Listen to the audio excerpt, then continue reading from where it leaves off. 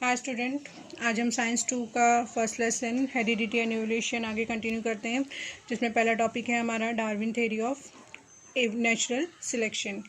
तो ये theory Charles Darwin नाम के साइंटिस्ट ने दिया था। उन्होंने क्या किया था, बहुत सारे अलग अलग टाइप के प्लांट, एनिमल, उसके अलावा और भी माइक्रो ऑर्गेनिजम्स जितने भी प्रेजेंट है अर्थ पर, वो सब को उन्होंने कलेक्ट किया।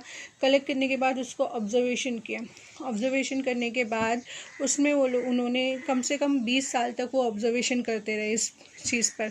फिर उसके बाद उन्होंने सबसे फर्स्ट उन्होंने थ्योरी दी कि ये जितने भी लिविंग ऑर्गेनिज्म उन्होंने कलेक्ट किए, तो उस पर उन्होंने थ्योरी दी कि जो फिट रहता है वही सरवाइव करता है, जो अनफिट है, मतलब जो बीमार हो चाहे मेंटली या फिज़िकली, तो वो क्या करता है, सरवाइव नहीं करता है। उन्होंने क्या थ्योरी दी कि जो फिट होता है वो सरवाइव कर जाता है, मतलब ज़िंदा रह जाता है, और जो अनफिट होता है वो ज़िंदा नहीं रहता। तो ये चीज़ उन्होंने एक बुक लिखा था जिसका नाम है ओरिजिन ऑफ स्पेसिस, मतलब स्पेसिस का ओरिजिन कहाँ से हुआ। पहले जब तक डार्विन ने थ्योरी नहीं दी थी इवोल्यूशन की, जब तक के लोग यही सोचते थे कि नया जो स्पेसीज है वो मतलब गॉड का क्रिएशन है। पर डार्विन की थ्योरी ने ये कहा कि वो इवोल्यूशन से नए नए स्पेसीज बनते गए, मतलब कुछ चेंजेस आते गए माहौल के हिसाब से, एनवायरनमेंट के हिसाब से, वो लोगों को ज़िंदा रहने के लिए वो चेंजेस के हिसाब से नए नए स्पेसीज जो है वो एक ही एंसेंटर से, मतलब एक ही पूर्वजों से मिलके वो एंसेंटर्स डिवीजन होते हुए अलग अलग टाइप के स्पेसिमेंस या स्पेसीज जो है वो अर्थ पर सरवाइव किए। और उसमें भी कुछ जो सरवाइव कर गए वो सरवाइव हो गए, और जो सरवाइव नहीं कर पाए वो एक्सटिंक्ट हो गए। एक्सटिंक्ट मतलब वो ख़त्म हो गए। जो सरवाइव कर गए तो मतलब वो क्या हो गए, हम लोग के लिविंग ऑर्गेनिज्म हो गए, वो सरवाइव हो गए, तो वो हम लोगों के लिविंग ऑर्गेनिज्म जो हम लोगों को दिख रहा है। फिर उसके अलावा उन्होंने जो एक्सटिंक्ट हो गए, जो ख़त्म हो गए, उसके बारे में भी स्टडी की। ख़त्म हो गए, जैसे अभी मैं डायनासोर्स की एग्जांपल ले लूँ। डायनासोर्स एक्सटिंक्ट हो गए, किसी को पता नहीं है कि कब पहले आज से बहुत सालों पहले जो है वो डायनासोर सर्वाइव करते थे, पर वो धीरे धीरे जो है वो ख़त्म हो गए due to the slow change, या उसके अलावा अब्रप्ट चेंज, मतलब डायरेक्टली चेंज की वजह से भी ख़त्म हो गए। जैसे हम लोग बोल सकते हैं अर्थक्वेक, वॉल्केनो, फ्लोड, कुछ भी आया और वो लोग ख़त्म हो गए। उसी तरीके से अगर हम लोग आज की एग्जांपल बोलते हैं कि टाइगर भी धीरे धीरे क्या हो रहे हैं, एक्सटिंक्ट होते चले जा रहे हैं। टाइगर को भी प्रिजर्व करके रखा गया है। अगर टाइगर को प्रिजर्व नहीं करेंगे तो टाइगर भी धीरे धीरे जो है वो ख़त्म होते चले आएंगे। टाइगर की भी जो नस्लें हैं वो बहुत कम से कम हो गई है।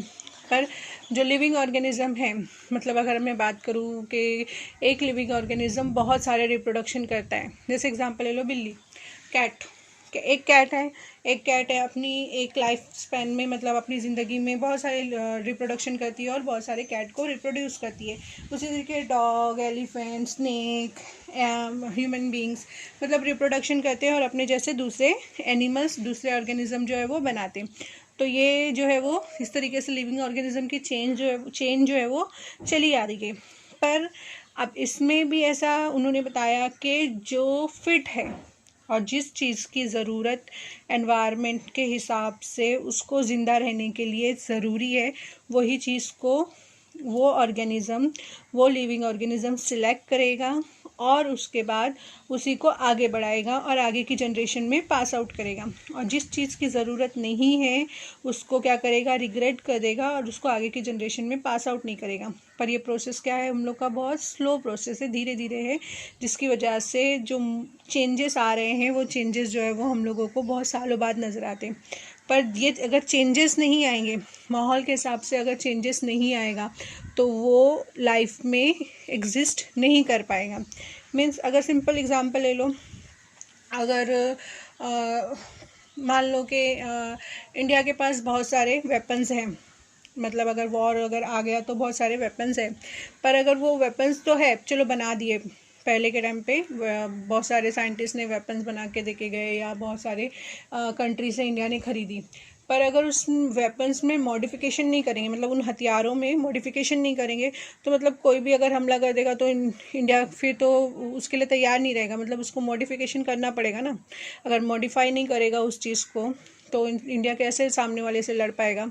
सिंपल मैं एग्जांपल बता रही हूँ। वैसे ही अगर जो लिविंग ऑर्गेनिज्म है उसको सर्वाइव करना है, सर्वाइवल करना है, तो अपने आसपास के एनवायरनमेंट, अपने आसपास के माहौल, जैसे सिंपल एग्जांपल ले लो, समाज, हम एक सोसाइटी में रहते हैं। अगर हम लोगों को सर्वाइवल करना है सोसाइटी में, वो सोसाइटी में ही रहना है, तो हम लोगों को उसके हिसाब से खुद को ढालना पड़ेगा, उसके हिसाब से खुद को ढालना पड़ेगा, तो ही हम लोग क्या करेंगे, सर्वाइव कर पाएंगे। मतलब अपने आप को मॉडिफाई करना पड़ेगा। अगर मॉडिफाई नहीं करेंगे तो हम लोग सर्वाइवल नहीं कर पाएंगे। एक सिंपल एग्जांपल ले लेते हैं। जैसे अभी तुम लोगों ने एक नया स्कूल में एडमिशन लिया। अब पुराने स्कूल में तुम्हारे कुछ अलग अलग काम चलते थे, अलग अलग रूल्स एंड रेगुलेशंस चलते थे। पर अब नए स्कूल में गए, अब उधर के रूल्स एंड रेगुलेशन अलग है। पर अगर तुम उसको खुद अपने आप में ढालोगे नहीं तो तुमको वो स्कूल में तुम खुद सर्वाइव नहीं कर पाओगे। ये नहीं बोलोगे कि स्कूल में मैं नहीं सर्वाइव कर पाया, ये बोलोगे कि स्कूल अच्छा नहीं था, तुम ऐसा बोलोगे। और बोलोगे कि घर पे पेरेंट्स को जिद करोगे, नहीं यार नहीं डालो, दूसरी जगह डाल दो, या क्लासेस की बात ले लो। तुमको खुद सर्वाइवल करना वहाँ पर पड़ेगा। अगर तुम में वो सर्वाइवल की ताकत है तुम वहाँ सर्वाइवल कर लोगे, अगर नहीं है तो वहाँ सर्वाइव नहीं कर पाओगे। समझा। वैसे ही लिविंग ऑर्गेनिज्म के साथ भी होता है कि अगर वो मॉडिफिकेशन करते हैं ज़रूरत के हिसाब से तो वो कंपटीशन को जीत जाएंगे, मतलब वो सरवाइव कर लेंगे। अगर वो ज़रूरत के हिसाब से खुद में चेंजेस नहीं लाते तो वो वहाँ पर नहीं सरवाइव कर पाएंगे। तो Darwin theory of natural selection यही कहती है। समझा। ये पूरा का पूरा कॉन्सेप्ट यही कहता है। पर डार्विन ने तो ये सारी चीज़ें बताया कि ये सब चीज़ें है, पर डार्विन की थ्योरी जो है वो जब तक बहुत दिनों तक उसकी थ्योरी को एक्सेप्ट किया गया, पर उसके ऊपर बाद में कुछ ऑब्जेक्शंस उठने लगे। दूसरे भी साइंटिस्ट आए भाई, उन लोगों का खुद का नज़रिया, खुद के चेंजेस और उन लोगों की खुद की स्टडी। तो उसके बाद वो लोगों ने क्या किया, उससे कुछ ऑब्जेक्शन उठाए। तो 3 ऑब्जेक्शंस हैं। पहला है natural selection. Natural selection means Darwin ने सिर्फ बताया था कि इवोल्यूशन सिर्फ नेचुरल सिलेक्शन की वजह से होता है। मीन्स नेचर आपको सिलेक्ट करेगा कि आप फिट है तो आप सर्वाइव कर पाओ। तो ये सिर्फ डार्विन ने इतना बताया था, पर ऐसा नहीं है। कभी कभी हम लोगों के अंदर अगर नेचर मुझे सिलेक्ट किया, ज़रूरी नहीं कि नेचर मुझे सिलेक्ट किया, मेरे अंदर भी इतनी ताकत है कि मैं यहाँ सर्वाइव कर सकती हूँ। या उसके अलावा हेल्थ इशू डिपेंड करता है, सोशल इशू डिपेंड करता है, उसके अलावा एनवायरनमेंट डिपेंड करता है किसी भी लिविंग ऑर्गेनिज्म को सर्वाइव करने के लिए। समझा। तो सिर्फ नेचुरल सिलेक्शन ही डिपेंड नहीं करता। तो उसके ये ऑब्जेक्शन उन लोगों ने बताया था। फिर उसके बाद नेक्स्ट है, डार्विन ने अपनी थ्योरी में यूज़फुल और यूज़लेस मॉडिफिकेशन के बारे में नहीं बताया था। कुछ मॉडिफिकेशन, कुछ चेंजेस यूज़फुल होते हैं, कुछ यूज़लेस होते हैं, उसके बारे में नहीं बताया था। मैंने बोला ना कि मॉडिफिकेशन ज़रूरी है, हम लोगों में अपने आप में बदलाव और अपने आप को मॉडिफाई करना ज़रूरी है। सिंपल ले लो, 9th, अभी तो हम लोग 9th में थे तो हम लोगों की सोचने की, हम लोग पढ़ते भी कम थे, मतलब जितना हम लोग को दे दिया जाता था उतने ही पढ़ेंगे हम। पर अगर 10th में जितना तुम लोग को दे दिया तुम उतने ही पढ़ोगे ना, तो तुम्हारा परसेंटेज अच्छा नहीं आने वाला है।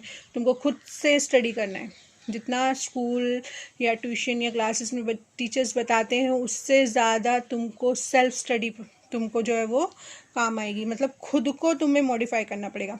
उसके बाद अगर तुम 10th के बाद 11th 12th या कुछ और कोर्सेज करते हो तो उसमें तुम लोगों को वहाँ के हिसाब से अपने आप में चेंजेस लाना पड़ेगा। अभी तुम 10 बजे सो के उठते हो, एग्ज़ाम्स के टाइम पे तुम 5 बजे सो के उठते हो, तो मतलब ये क्या आ रहा है, मॉडिफिकेशन कर रहे हो ना। तो धीरे धीरे तुम्हारी आदत जो है वो 5 नहीं तो 6 बजे उठने की तो हो ही जाएगी अगर तुम रोज़ की आदत बनाओगे। तो कुछ मॉडिफिकेशन यूज़फुल थे, कुछ मॉडिफिकेशन यूज़लेस थे, पर उन्होंने वहाँ पर कोई भी एक्सप्लेनेशन को मेंशन नहीं किया था। थर्ड है, डार्विन ने ये भी नहीं एक्सप्लेन किया था कि इवोल्यूशन हो रहा है तो किसकी वजह से हो रहा है, स्लो चेंज की वजह से हो रहा है या अब्रप्ट चेंजेस की वजह से हो रहा है। स्लो चेंजेस,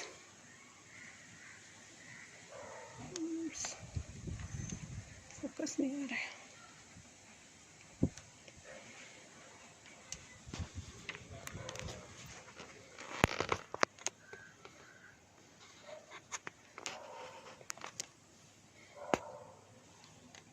डार्विन ने वहाँ पर ये नहीं बताया था कि वो स्लो चेंजेस की वजह से हो रहा है या अब्रप्ट चेंजेस की वजह से हो रहा है। तो अगर स्लो चेंजेस, मैंने बोला कि इवोल्यूशन जो होता है वो स्लो चेंजेस पे होता है, मतलब बहुत स्लोली धीरे धीरे धीरे धीरे चेंज होता है, तो वो इवोल्यूशन होता है। कुछ चेंजेस अब्रप्ट होते हैं, कुछ एवोल्यूशन अब्रप्ट भी होते हैं, मतलब मान लो कि अर्थक्वेक आ गया कहीं पर, अर्थक्वेक आ गया, या उसके अलावा अगर हम लोग मान लो कि फ्लूड आ गया, वॉल्केनो इरप्शन हो गया, तो सडनली वो जगह जो है वो चेंज हो जाएगी पूरी की पूरी, तो वो क्या हो जाएगा हम लोगों का अब्रप्ट चेंजेस। समझा?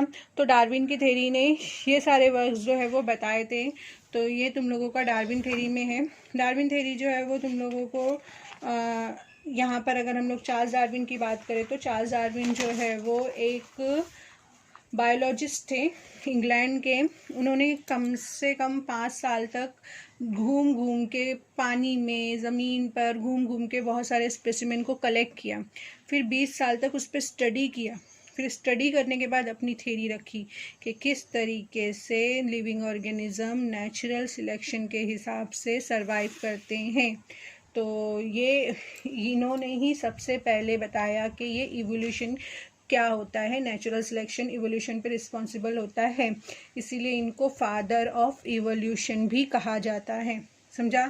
डार्विन को फादर ऑफ इवोल्यूशन भी कहा जाता है।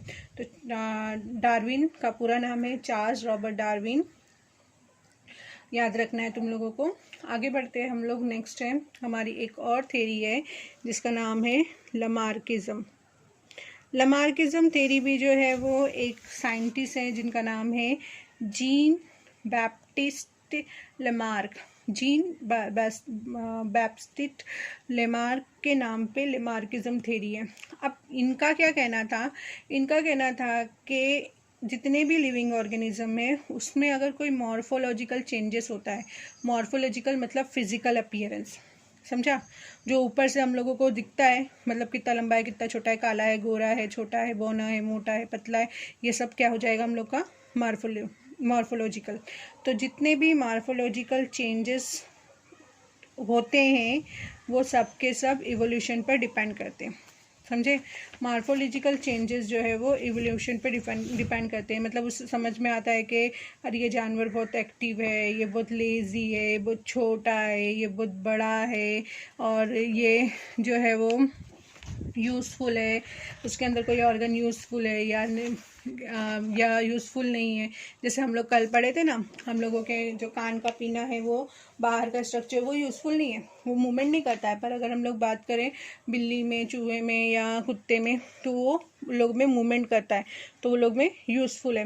वैसे ही यहाँ पर लमार्किज्म में बताया है कि मॉर्फोलॉजिकल चेंज जो होता है वो लिविंग ऑर्गेनिज्म में रिस्पॉन्सिबल होता है एवोल्यूशन के लिए।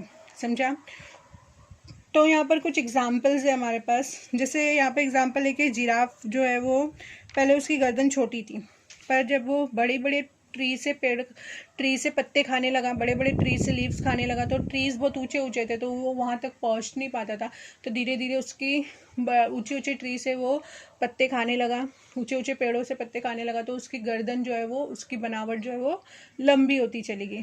जैसे सिंपल एग्जांपल ले लो, एक लोहार होता है जो वो कंटिन्यूअसली जो है वो हथौड़ा, लोहे पे हथौड़ा मारता है, हैमर मारता है, तो उसका हाथ और उसके मसल्स जो है वो बहुत ज़्यादा मजबूत हो जाते हैं। उसी तरीके से अगर हम लोग बात करें कि ऑस्ट्रिच और ईमू, पता है ना ऑस्ट्रिच और ईमू?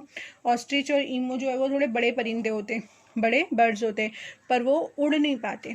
क्यों? उन लोगों का बॉडी वेट बहुत ज़्यादा होता है, तो ये लोग उड़ते कम थे, पंखों का यूज़ कम करते थे, तो इसलिए उन लोगों के पंख जो है वो धीरे धीरे रिड्यूस होते चले गए, कम होते चले गए। मतलब वो लोगों को ज़रूरत नहीं थी तो वो कम होते चले गए, मतलब अपनी ज़रूरत के हिसाब से उनके अंदर मॉर्फोलॉजिकल चेंजेस आया। उसी तरीके से अगर हम लोग बात कर लें, जैसे डक और स्वैन, ये दोनों तो बर्ड है पर पानी में आसानी से तैर लेती हैं, क्योंकि ये लोग पानी में पहले से तैरती थी, जिनकी वजह से इनके पैरों की बनावट ऐसी हो गई कि ये पानी में आसानी से तैर सकते हैं। उसी तरीके से स्नेक के पहले पैर थे पर वो पैरों का यूज़ नहीं करता था। रेप्टाइल्स मतलब चलते थे, तो धीरे धीरे वो मॉडिफिकेशंस, उनके लेग्स जो है वो मॉडिफाई हो गए और वो ख़त्म हो गए उनके लेग्स। उसी तरीके से अगर हम लोग बात करें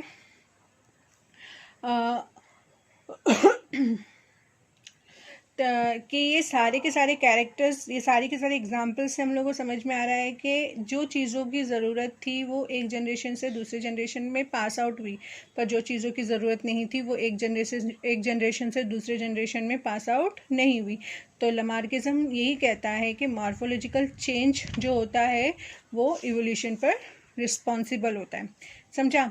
जैसे अभी हम लोग बोल रहे हैं कि कोई ऑर्गन है, उसका डेवलपमेंट हो रहा है, तो उसकी कुछ एक्टिविटी होगी एक जनरेशन में, पर दूसरे जनरेशन में जब वो डेवलप नहीं हो रहा है तो उसकी वो एक्टिविटी धीरे धीरे ख़त्म होती चली जाएगी।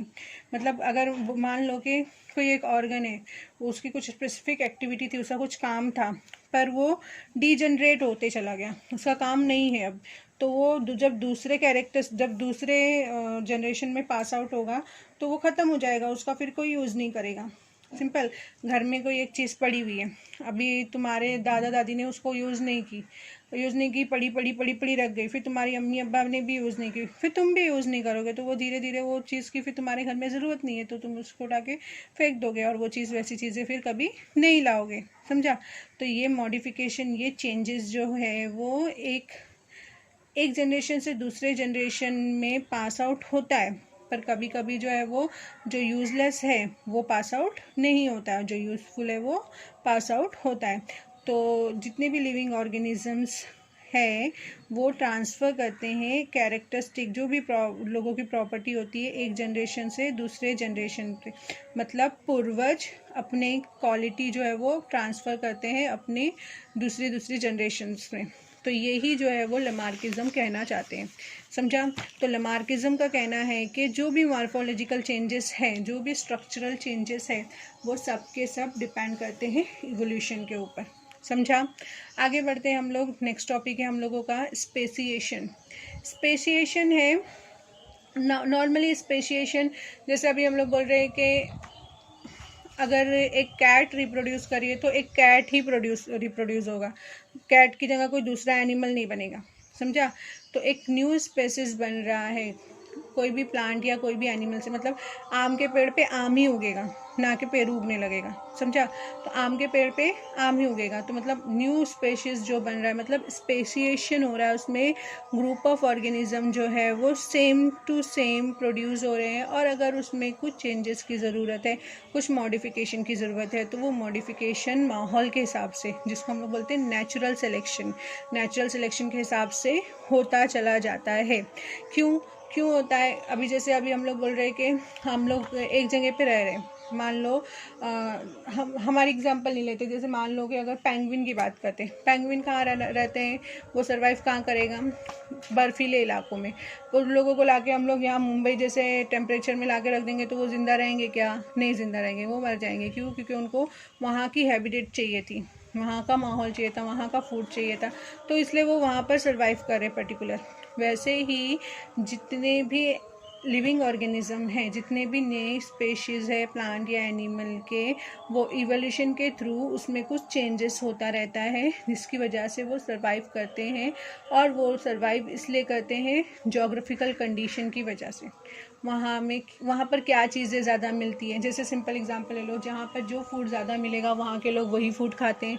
जहाँ पर जैसा हैबिटेट रहेगा, मतलब ठंडी है तो ठंडी रहेगी, गर्मी रहे तो गर्मी में वैसे ही लोग अपने आप को ढाल लेते हैं। तो ये नेचुरल जो जोग्राफिकल कंडीशन है, इसके हिसाब से लोग अपना फूड, हैबिटेट, रिप्रोडक्टिव एबिलिटी और वो लोगों का लाइफ स्पैन वो उस हिसाब से जनरेट करते हैं। तो ये जो वेरिएशन हो रहे हैं with the help of evolution, changes जो आ रहे हैं वो जोग्राफिकली कंडीशन की वजह से भी है और इवोल्यूशन की वजह से भी है, जिसकी वजह से स्पेशिएशन मिलते हैं। समझा? मतलब पर्टिकुलर एक ही स्पेशीज़, वो उसकी क्वालिटी अलग है, अलग स्पेशीज़ है उसकी क्वालिटी अलग है, तो सबकी क्वालिटी अलग अलग हम लोगों को नज़र आती है। समझा? तो आज हम लोग यहाँ पर स्टॉप करते हैं। आज हमने छोटा ही टॉपिक देखा है, तो यहाँ तक हम स्टॉप करते हैं। आगे हम लोग करेंगे ह्यूमन इवोल्यूशन, वो हम लोग एक लेक्चर में फिनिश कर देंगे। तो यहाँ तक के बस इतना ही। यहाँ तक के अभी आज मैंने तुम लोग को 2 थ्योरी कराया है, डार्विन थ्योरी और लमार्किज्म की। ये दोनों थ्योरी को बहुत अच्छे से तुम लोग याद कर लो। इसमें से आ सकता है 4 मार्क्स में या 5 मार्क्स में या 3 मार्क्स में। फिर उसके बाद ह्यूमन इवोल्यूशन जो है वो हम लोग आगे पढ़ेंगे, किस तरीके से इंसानों में चेंजेस होते गए। कहते थे कि पहले बंदर थे, बंदर से फिर धीरे धीरे धीरे धीरे धीरे धीरे वो एक इंसान बन गए। तो ये हम लोगों को कल इस चीज़ के बारे में पढ़ना है। आज के लिए इतना ही।